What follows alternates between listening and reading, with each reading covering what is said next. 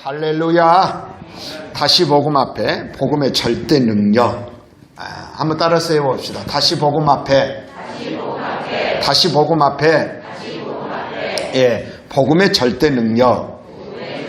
아멘. 예수님께서 하나님의 아들이신데 예수님께서 이 땅에 오실 때 제가 퀴즈를 내겠어요. 예수님이 이 땅에 오실 때 30세 청년으로 오셨다. 2번 아이로 오셨다. 어떻게 태어나셨을까요? 와우, 김영민 어린이가 맞췄어요. 그래서 그 옆에 계신 할머니께서 영민이에게 용돈을 주시기를 바랍니다. 용돈 아무 말 안 해요. 100원이든 1000원이든 10,000원이든 100만원이든 이왕이면 한 1000만원 정도 주면 좋을 것 같아요. 집 사는데 보태라고. 할렐루야. 예. 예수님이 사람의 모양으로 오세요. 그래서 우리가 사도신경 할 때 이러잖아요. 성령으로 잉태되어요. 우리와 다른 점은 뭐냐면 잉태되는 과정이 다른데 우리 사람들은 다 모두가 남자의 씨를 통해서 이렇게 그 엄마 이 뱃속에서 자궁 안에서 이게 아이가 자라가게 되는 거예요. 근데 예수님도 맞아요. 육신의 어머니 마리아의 그 자궁에서 예수님이 태아부터 자라기 시작하는데 근데 그 씨가 뭐냐면 이건 성령으로 된 거예요. 무슨 남자를 통해서 아이가 나온 게 아니라 그래서 우리 모두는 사실은 남자의 후손이라고 그래요. 우리는 누구의 후손이요? 근데 유일하게 예수님만 여자의 후손이에요. 이게 창세기에 나와요. 아담이 범죄했을 때 하나님이 이제는 뭐 아담이나 하와에게 죄로 말미암은 그 결과를 얘기해요. 아담한테는 이래요. 네가 먹을 것은 밭의 채소인데 너 때문에 땅이 저주를 받아가지고 사람이 그런 거예요. 너 때문에 땅은 저주를 받아가지고 땅이 채소를 내는 게 아니라 가시와 엉겅퀴를 낼 것이고 너는 이마에 땀을 흘리고 수고해야만 네가 먹을 수 있게 되었어요. 그리고 여자에게 또 하나님이 뭐라고 이제 죄의 결과로 말하냐면 너는 평생토록 남편을 그리워하며 살게 될 거야. 그리고 또 뭐라고 말하냐면 해산하는 수고가 어느 정도는 있지만은 해산하는 수고와 고통이 더해졌어요. 여러분 우리가 보면 그래서 모든 이렇게 포유 동물 가운데 새끼를 낳을 때 고통을 겪는 게 사람만큼 더한 동물 존재는 없습니다. 강아지가 새끼도 낳죠. 강아지가 알을 낳습니까? 새끼를 낳습니까? 소는요, 알을 낳습니까? 새끼를 낳습니까? 예, 뭐 닭은 알을 낳아놓고도요, 막 알을 낳아놓고 아파갖고 우는 게 아니라 닭이요, 이렇게 닭이 뭘 낳죠?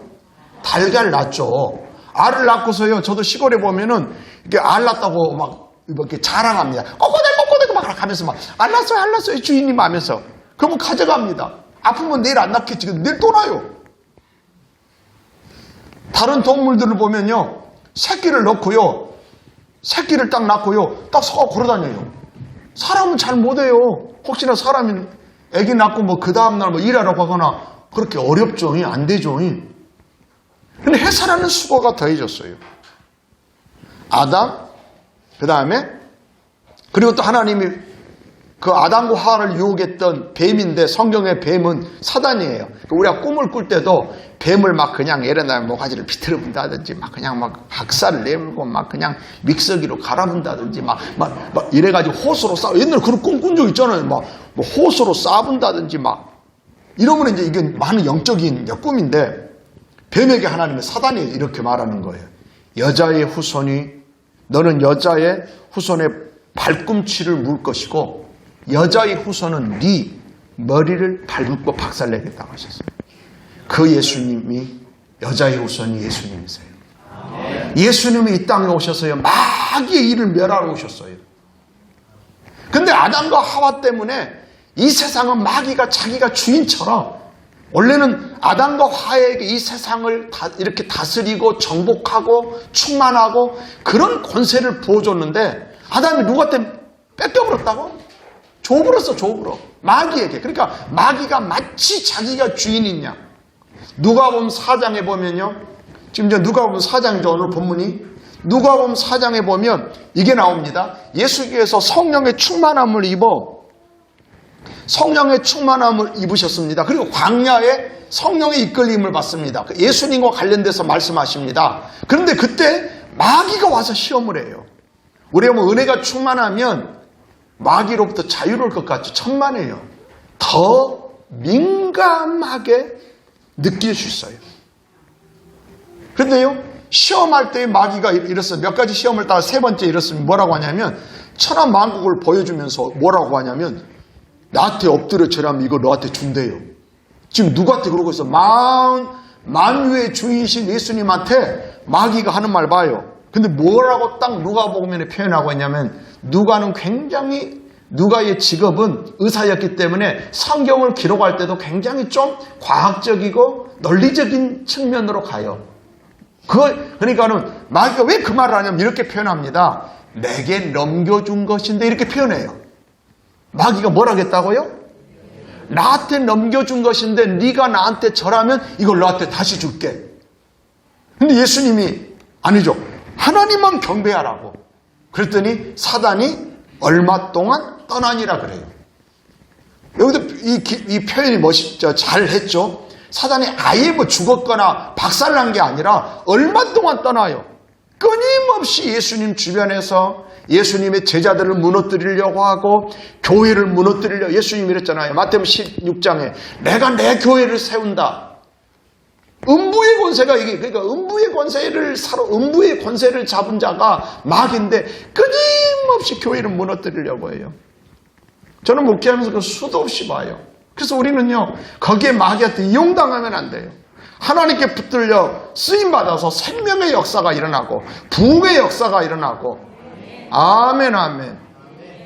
그래서 예수님이요 마귀가 떠나고요 예수님 이제는 자라나신 곳 이제 이렇게 이제 그 나사렛에 이르셔서 전에 하던 대로 해당에 안식일 해당에 들어가셨습니다. 그랬더니 예수님이 가니까 예수님이 가르치심이 좀 놀라웠나 봐요. 그러니까 사람들이 이렇게 책을 줘요. 이사야 책을 딱 주니까는 예수님께서 쫙 펴입니다. 쫙 펴더니 어디를 딱 찾아 읽으신 거예요. 그러면서 오늘 말씀하는 거예요. 주의 성령이 내게 임하셨으니.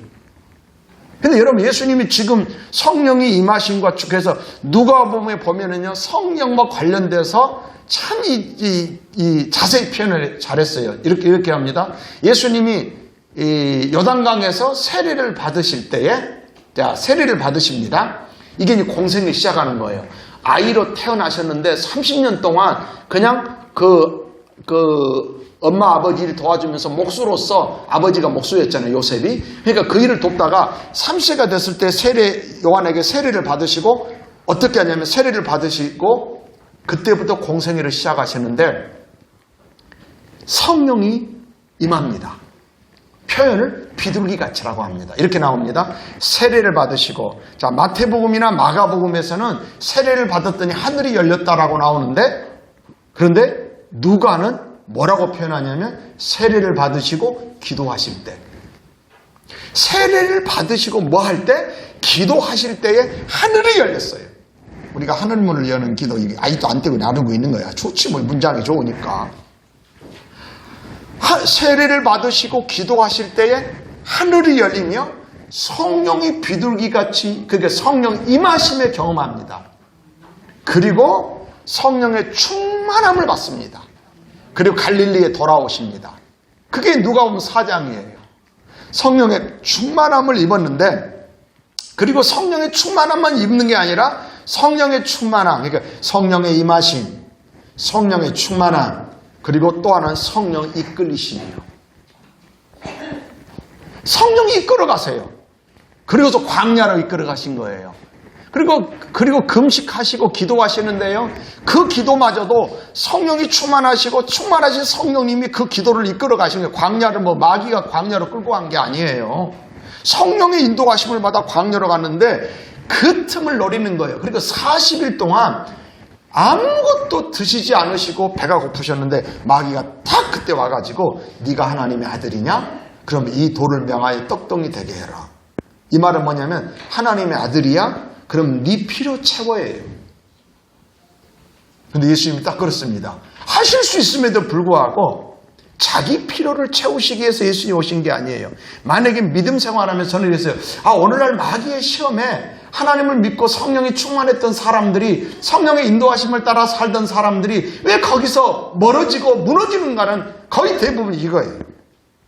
네가 하나님의 아들이지? 그럼 네 필요 채워. 예수 이름의 권세를요, 내 배부르고 내 문제 해결하는데, 그래서 자기에게 갇혀 있으면 무서운 거예요. 기도를 열심히 합니다.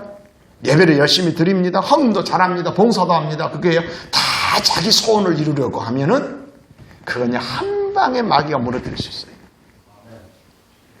그래서 우리가 넓어져야 돼요. 교회를 오셔도 주일을 하고요, 여러분들 은혜 받기 위해서 오는 게 아니에요. 내가 은혜 받기 위해서 오면 은혜 없으면 안 와요. 아니, 우리는 이미 은혜 받은 자예요. 은혜 받은 자예요. 은혜 아닌 게 하나도 없어요. 그 은혜에 감사해서 예배자로 서기 위해서 온 거예요. 그리고 잘 예배를 드리면 저절로 또 은혜가 더 충만해지는 거예요. 근데 은혜 받기 위해서 오잖아요. 그러면 어떠냐면 중심이 자기에게 있어요. 그래서 어떤 사람은 그렇게 은혜 받는데 은혜 받는 자리에서 그 사람 은혜 못 받아요. 또 묘하죠. 아니, 장소가 틀렸고 시간도 다르고 뭐 설교자가 다르면 다 똑같아요. 장소와 시간, 설교자 내용도 다 똑같음에도 불구하고 어떤 사람은 은혜의 감격 속에 들어가는데요, 그러지 못해요. 왜 그럴까요? 특별히 말씀과 관련돼서는요, 마귀가 있어요. 마귀가 와서 말씀을 마음에서 뺏어가는 거예요. 그러니까 오래 다녀도 말씀이 풍성해야 되는데, 영적 부자는요, 다른 게 아니에요. 말씀이 늘 내 속에 가득한 거예요. 그 행복 모임 가면 우리가 행복 모임 할 때 나눔의 첫 번째가 뭐냐면 지난 주일 들은 말씀에 대한 걸 나눌 줄 알아야 돼요. 저도 행복 모임 가면 그래요. 지난 주일 받은 은혜 받은 말씀들 가운데 행복 모임 제가 가는 곳에는 그분이 늘 이제 새벽 기도를 나오고 공예배를 안 빠지니까 그래서 물어봤어요. 어떤 말씀에 가장 은혜를 받았습니까? 은혜 받았다는 건 뭐 깨달은 거, 감동된 거, 그것만이 아니죠. 여러 말씀을 들었는데 많은 거 깨달았지만 남는 게 별로 없을 수 있잖아요. 그래서 그 말씀 때문에 내 삶 속에서 어떤 것들이 달라졌습니까? 이런 놈 이럴 수 있어요. 내가 성질이 급한 사람이에요. 못마땅한 사람 만나니까 화를 낼 수도 있는데요, 말씀에 이러잖아요. 베드로가 성령이 충만했어요. 그랬더니 성령이 충만한 특징이 뭐냐면 말이 달라져요. 그리고 말은 어디서 나오면 마음에서 나오기 때문에 성령 충만한 또 다른 표현이 사도행전 2장에 보면 막 성령 충만해서 방언을 말하고 막 새 방언을 말하고 막 이러는데요, 사람들이 조롱하고 비난합니다. 그런 무리들 앞에 베드로는 화를, 자기 감정을 이깁니다. 자기가 참아서 이기는 게 아니라 베드로 속에는요, 자기 감정, 자기에게 뛰어넘는 주님이 주신 비전이 있고 사명이 있는 거예요. 어떻게 하든지 이 많은 사람들에게 예수 그리스도를 증거하는 거예요. 그 전에는 자기가 죽고 사는 문제에 막 내가 하나 예수님 잘 믿고 막 그런 욕심. 근데요, 그때는 무너졌어요. 그런데요, 주님이 주신 비전이 자기 가슴 속에 들어온 거예요. 그러니까 아무리 뭐라고 해도 여러분 이럴 수 있어요. 교회를 사랑하고 교회를 세우려고 하는 사람은요, 자기에게 조금 서운해도요, 그걸 이겨갑니다. 그러는 거 참는 거예요. 누구는 할 말을 못하나? 나는 할 말이 없어 안 하는 게 아니라 여러분 그러지 않습니까? 교회를 사랑하고 또 혹시나 저 영혼이 무너질까 봐. 아멘. 베드로가요, 감정을 이기는 거예요. 그랬더니 그런 모습을 보고 사도행전 11장에 가니까 또 고넬료 집에 가서 하나님의 인도를 받아서 고넬료 집에 가서 복음의 말씀을 전했고, 말씀을 전할 때에 성령이 내려오셔서 충만하게 하시고 그곳에 세례를 주고, 근데 이것을 보고요, 예루살렘에 올라갔더니 그 할례 받은 할례자들 유대인들이요, 베드로를 비난하는 거예요. 막 비난하는 거예요, 막. 응? 이러면 못할 짓을 해도 가면 안 되는 것에 갔다는 거예요. 그랬더니 베드로가 또 성질이 죽었어. 성령 충만, 성질 충만. 여러분 어디 될랍니까? 성질 충만입니까? 성령 충만입니까? 제가 그래요. 성령 충만 아니면 성질 충만이에요. 근데 베드로가 성령이 충만하니까 차례대로 설명해. 베드로 달라져요. 근데 이 말씀의 은혜를 많이 받았대요. 그래가지고 자기가 거래처에서도 예를 들면 거래처에서 했으면 대금을 지금 입금하고 뭐 해야 되는데 안 하는 거예요. 근데 다른 때 같으면 막 할 텐데요. 아, 이걸 안 할 수 있다. 그래서 얼마나 그 기뻤는지 몰라. 이게 바로 뭐냐면 말씀이 나를 지배하는 거예요. 아멘. 내 감정대로가 아니라 말씀대로요. 그러면 여러분, 저는 그럴 때마다 그래요. 그런 모습을 하나님이 보세요. 그 사람이 알아주든 몰라주든 모를 수 있어요. 그리고 오히려 더 고약해질 수 있는 건데요. 그런 나를 하나님이 보세요. 내가 말씀 때문에 참고 견디고 이겨가는 그거. 할렐루야, 할렐루야. 여러분, 예수님께서 복음을 전하시는데요. 그잖아요. 성령이 나에게 임했어. 그렇죠? 마귀의 시험을 이기시고, 재밌는 표현이 있어요. 다시 정리해 줄게요. 자, 성령이 임하심. 두 번째는 뭐예요? 임했는데 어때요? 충만하심. 충만한 증거가 뭐냐면요. 성령이 이끌리심이에요. 그런데 성령이 인도하심을 받고 있는데 마귀가 시험하러 왔잖아요. 근데 마귀의 시험을 이겼을 때 비로소 뭐가 단언하냐면은 성령의 권능으로 갈릴리에 돌아오신 성령의 능력이요. 우리는 이 단계를 못 거쳐요. 마귀의 이 시험에서 그러니까 성령이 임하고 충만하고 인도함을 받다가요. 마귀의 시험이 오면은 무너지는 경우가 있어요. 그런데 예수님이 이기시고요. 그랬더니 성령의 권능과 능력으로 갈릴리에 돌아오셨고 그리고 나사렛에 가서 복음의 말씀을 전하는 거예요. 그러면서 예수님이 분명히 말씀하는 거예요. 주의 성령이 내게 임하셨다. 충만하게 임하셨다. 성령이 나를 이끄셨다. 근데 그 이후 뭐 하려고? 복음을 전하게 하시려고. 그럼 복음이 뭐길래요? 복음이 뭐길래? 그러면서 여러분 복음으로 나타난 결과를 말해요. 포로된 자를 자유롭게. 눈먼 자를 다시 보게. 눌린 자를 자유롭게. 주의 은혜의 해를 전파하게 하려 하십니다. 여러분, 예수님께서 이 땅에 오신 목적이 복음을 전하는 거예요. 그 복음이 여러분 헬라어로 복음이라는 말은 유앙겔리온이에요. 이 말은 좋은 소식, 기쁜 소식, 복된 소식을 말하죠. 그럼 뭔 소식이 있어야 되잖아요. 포로된 데서 자유롭게 한대요. 아니 나는 괜찮은데요. 그래요. 만약에 전쟁 포로만 포로 아니에요. 여러분 우리는 전쟁 포로 아니에요. 전쟁 포로만 포로가 아니라요. 어떤 경우에는요. 뭔가에 그 사람이 매여 있고 묶여 있으면 그게 포로예요. 혹시나 여러분 이럴 수도 있어요. 질병에 매여 있으면 질병의 포로예요. 우리는 아플 수는 있어요. 근데 그것에 매이면 안 돼요. 만약에 우리가 암 속에 있는데 암에게 지면 그건 죽어요. 근데 암에 걸렸어도 이기면요 치료가 되는 거예요. 어떤 사람은 미움의 포로요. 감정의 포로요. 정욕의 포로요. 여러분 우리는 전쟁의 포로만이 아닌 거예요. 근데 예수님은요. 거기서 우리를 자유롭게 하는 거예요. 전쟁의 포로는 군사력으로 그를 건져낼 수 있을지 모르지만 인생의 각종 문제에 사로잡혀 있고 매여 있는 데서요. 건져내고 자유롭게 하고 풀어주시는 분은요. 돈 갖고 안 돼요. 오직 예수님만이. 예수님만이. 할렐루야. 사실 가난도 마찬가지예요. 가난한 것, 육적 진짜로 인생의 삶 속에서 가난도요. 가난한 나를 주님이 부욕해 하신 거예요. 할렐루야. 여러분, 그런데 안타까운 것은요. 복음이 무엇인지 알지 못하는 성도들이 너무 많아요. 복음을 듣고 믿긴 믿었어요. 알긴 알아요. 근데 여러분 그걸 모르면요. 혹시나 제가 물어볼게요. 자, 우리 다인이 여기 왔어요. 예쁜 다인이 정다인. 아, 너무 목사님을 막 좋아해요. 토요일날 어린이 예배 오면 목사님 보면요. 보다가 막 예수님한테 안긴 오듯이 막 목사님한테 막 달려와요. 막. 얼마나 이쁜지 몰라요. 어린이들은 그랬어요. 예수님께 막 나오고 막 그랬잖아요. 다인이가 제가 보면 돈 알까요? 근데 알아요. 맞아요. 이러면 돈하고 종이 주면 뭐 건들까요? 돈하고 종이 주면 뭘 고를까? 돈 모르지. 다혜는? 그치. 근데 제가 물어볼게요. 알긴 아는데 벌써 여러분도 복음을 알죠? 근데 이럴 수 있어요.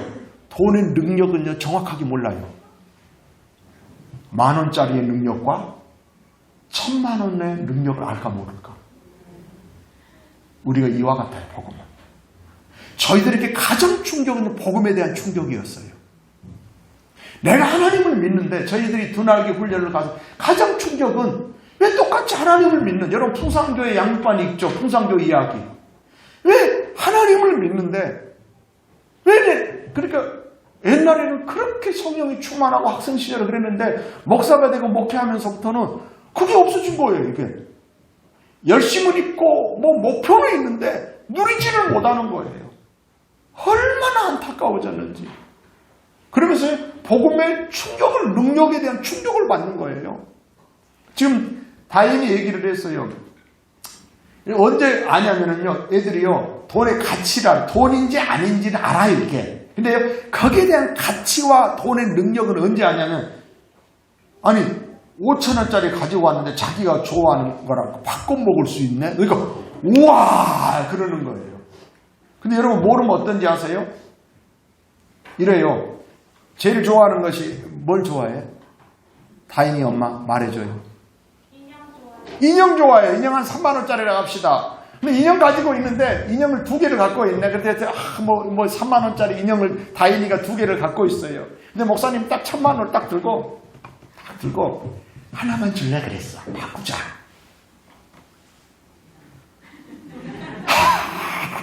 야, 갈등되지. 그것도 자기가 더 좋아하는 거야, 이거.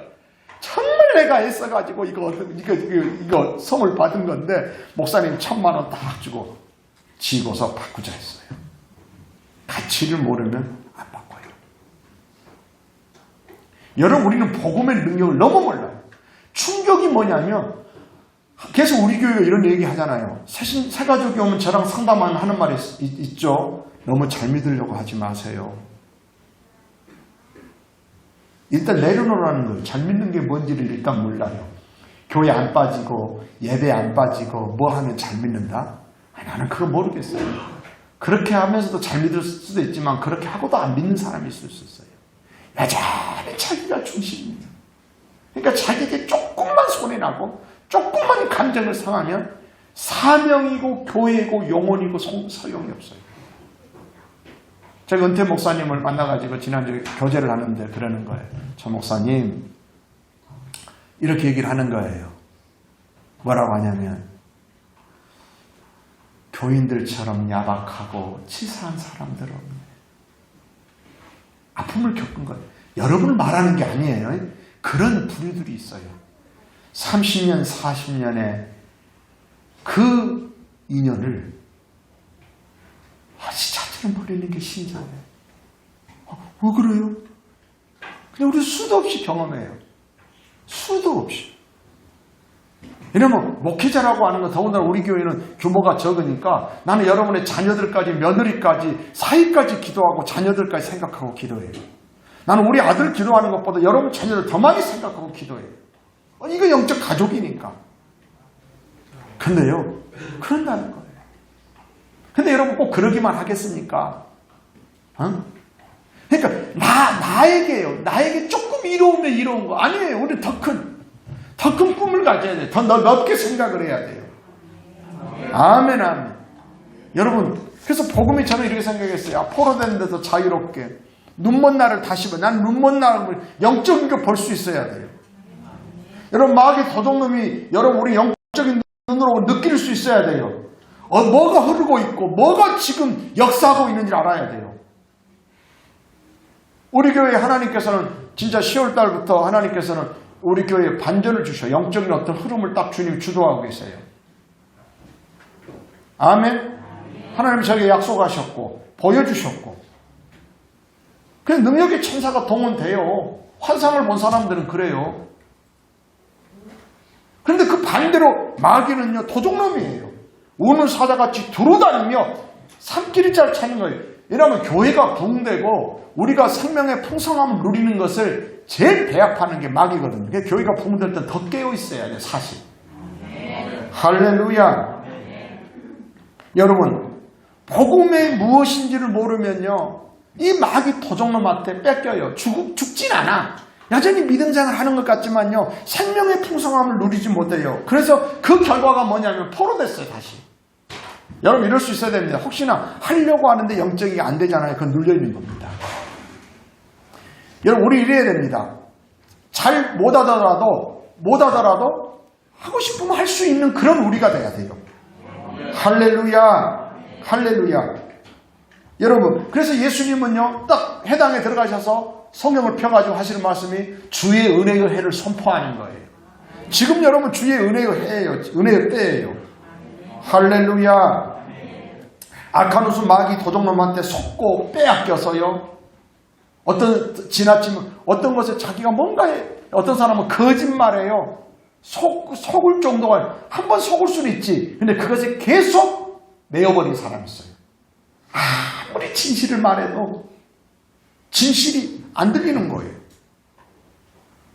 근데 예수님은 포로되어 있고 눌려 있고 영적인 것을 보지 못한 영적 가난에서 벗어나도록 이 땅에 오신 것입니다. 아멘. 여러분 우리 인생에게 그래서 돈이나 명예나 지식이나 건강이 여러분 우리에게 필요하지만 이것보다 더 중요한 것은 뭐냐면 진정으로 필요한 것이 복음이라는 것입니다. 왜냐하면 인생을 살아가는 동안에 또 더군다나 믿음 생활에 가는 동안에 보이지 않게 뭔가에 묶여 있어요. 참 이러면 안타까워요. 저는 이거 이제 배로 이제 여수니까 이제 항구가 있잖아요. 아무리 수십억짜리 배여도요. 항구에 그 정박되어 있는데 묶여 있잖아요. 그러면요 원하는 곳으로 못 가요.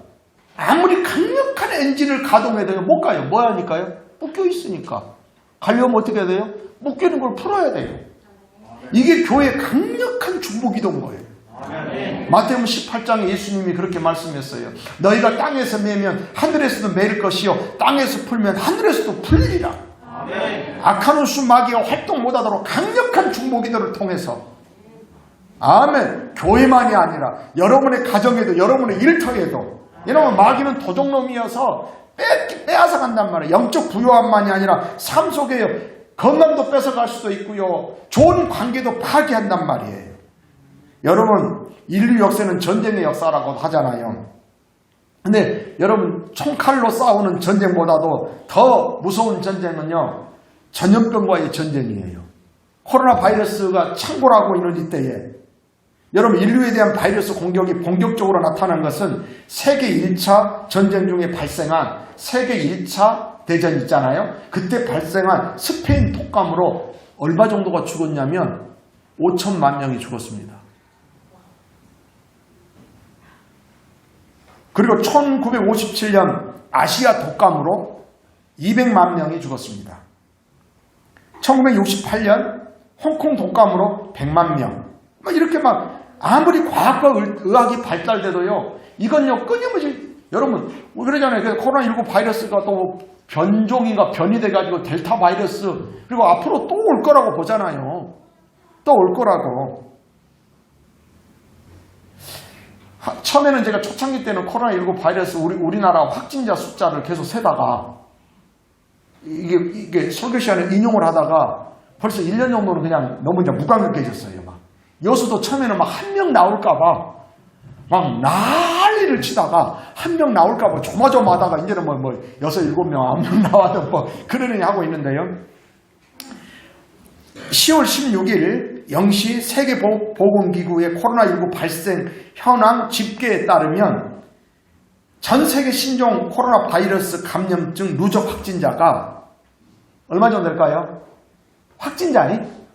잊어버렸어요. 너무 옛날에는 1000만 명 넘어가겠는데 너무 많아져. 2억 3,943만 7,517명. 너무 복잡해. 2억 한 4천만 명. 2억 명. 거의 2억 한 4천만 명 됐어요. 누적 사망자. 스페인 독감으로 몇 명이었다고? 약 5천만 명이에요. 그때는 세계 인구가 지금보다 훨씬 적었음에도 코로나19 바이러스로 488만 명이 사망했어요. 거의 한 500만 명이죠. 여러분, 이런 바이러스 전쟁 말고요.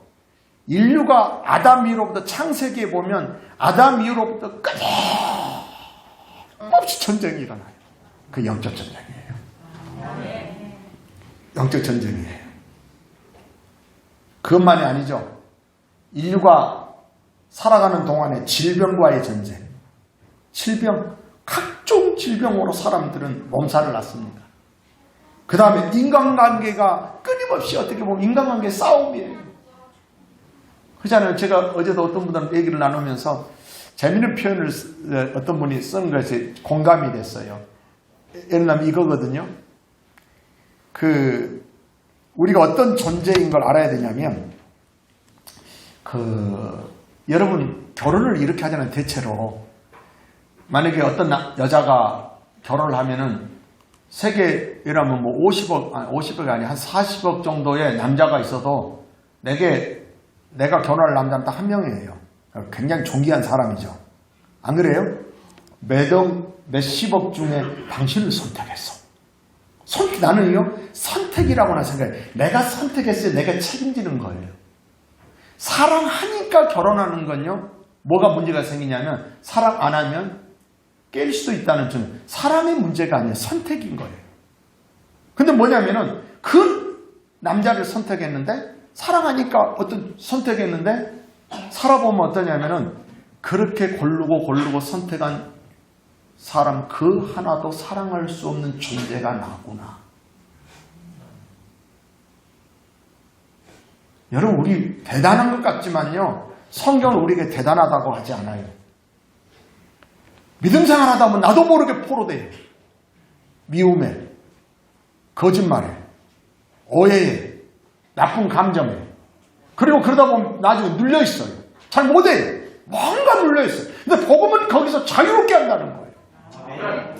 할렐루야. 할렐루야.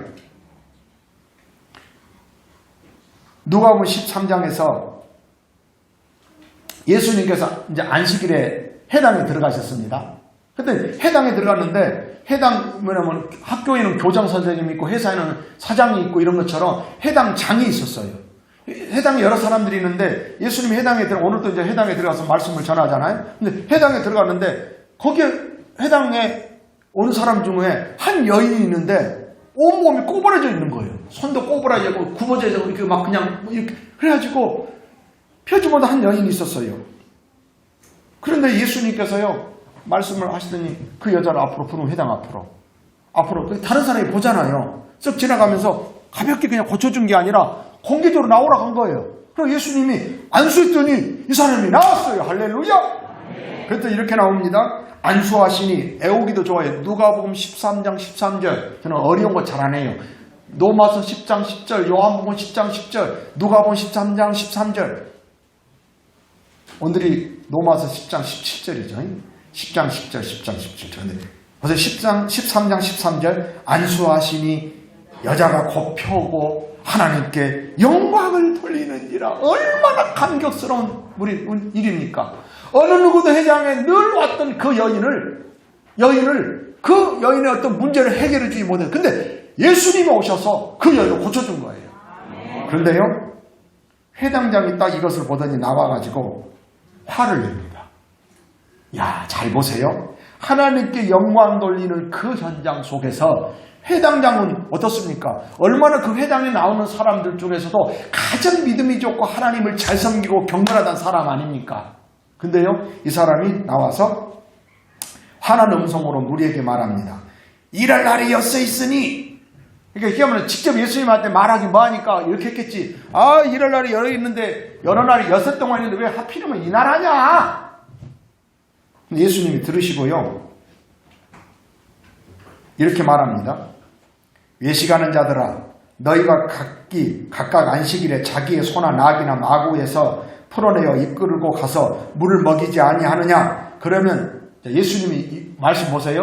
이 여인을 왜 고쳐줬냐면은 고쳐준 이유를 보세요. 예수님이 이렇게 말합니다. 18년 동안 사단에게 매인받은 이 아브라함의 딸을.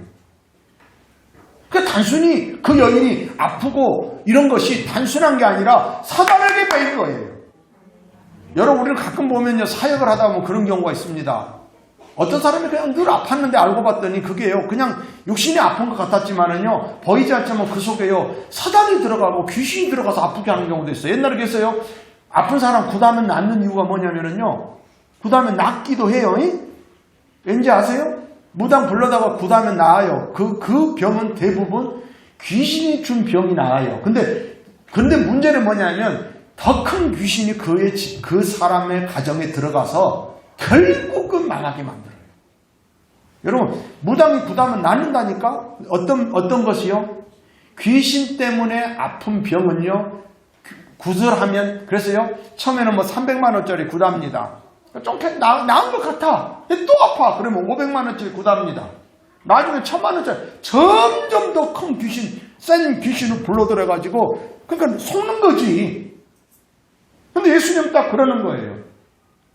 18년 동안 사단에게 매입받은 이 아브라함의 딸. 어느 누구도 이 여인을 그렇게 보지 않았어요.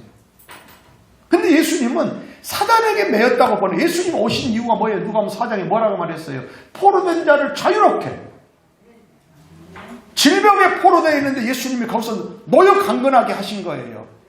할렐루야. 그러면 이 여인만입니까? 이때 나음을 받고 하나님께 영광을 돌리고 있는 현장에서 저는 해당장의 모습을 본 거예요. 해당장 어땠어요? 해당장은 뭐에 매여 있어요, 혹시나? 아니, 그 영광스러운 자리에서 화를 내고 있잖아요, 지금. 뭐 하고 있는 거예요? 자기 어떤 틀에 딱 갇혔어요.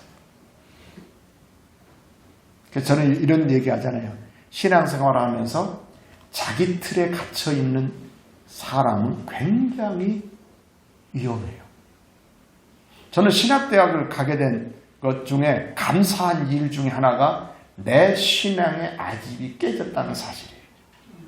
목사인 제가 지금도 저는 끊임없이 배웁니다.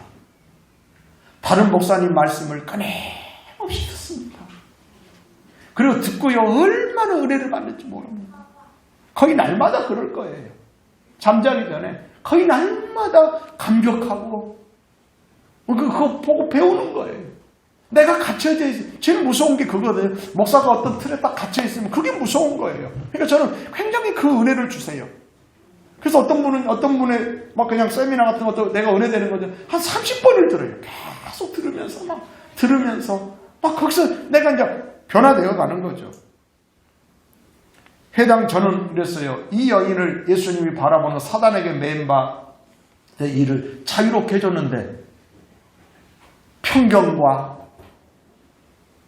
자기 감정이나 이 틀에 갇혀있던 해당장은 그 하나님께 영광 날리는 자리에서 분노하고 있어요. 교회에서요, 여러분 이것이 어떻게 흐름을 보고 있는지 몰랍니까?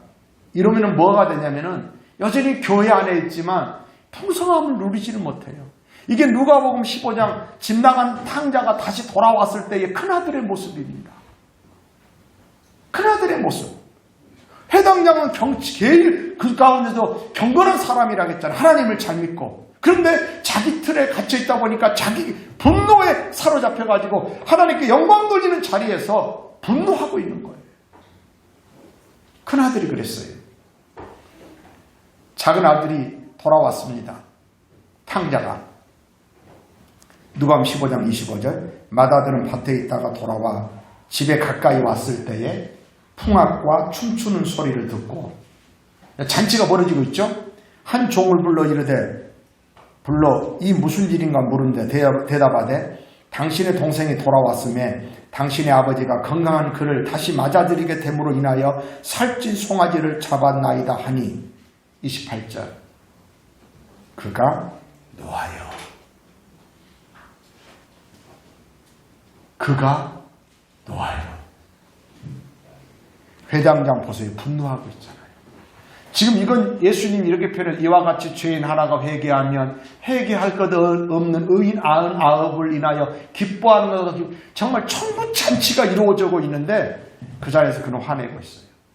여러분 교회 부흥될 때 주의하셔요. 저는 우리 교회 몇 차례 그걸 경험했어요. 예전에도 막 교회가 부흥돼가지고 식사 자리에 앉을 자리가 없을 때가 있었어요. 근데 보이지 않게 어떤 분노가 일어나는 경우들이 있을 수 있어요. 깨어 있어야 돼요. 아멘. 그랬더니 보십시오. 그가 노하여 들어가고자 하고자 하지 아니하거늘 아버지가 나와서 권합니다. 아버지가 나와서 권해요. 근데 이렇게 말합니다. 이 아들이 내가 여러 해 아버지를 섬겨 명을 어김이 없거늘 내게는 염소 새끼라도 주어 내 벗으로 먹게 즐기게 하신 일이 없더니 아버지의 살림을 청녀들과 함께 삼켜버린 이 아들이 돌아오매 이를 위하여 살찐 송아지를 잡으셨나이다. 여러분, 아까 하인은 뭐라고 왜 잔치 벌였다고 했어요? 건강하게 돌아온 것 때문에. 이해돼요? 가족은 그러는 거예요. 재산을 다 탕진하는 게 아니라, 여러분 부모가 안 그렇습니까? 물론 우리 아이들이 공부도 잘하고 하던 일을 잘했으면 좋겠는데 진짜 원하는 거 건강하게만 돌아와도 고마운 거예요. 이게 가족의 마음인데 이 아들은 그런 마음이 없어요. 그러니까 분노하는 거예요. 분노하는 거예요.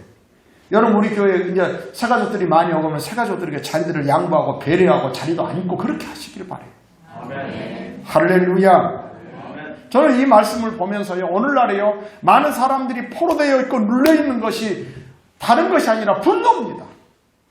속상해 있고, 몹시 뭔가 화나 있는 어떤 모습들. 여러분, 이건 그냥 놔두면 안 됩니다. 이걸 창세기 4장에서는요, 이걸 뭐라고 말하냐면 죄와 사단으로 막 보고 있어요. 창세기 4장에 보면요, 가인이 그럽니다. 4장 5절 가인과 그의 재물은 받지 아니하신지라 가인이 몹시 분하여 안색이 변하니.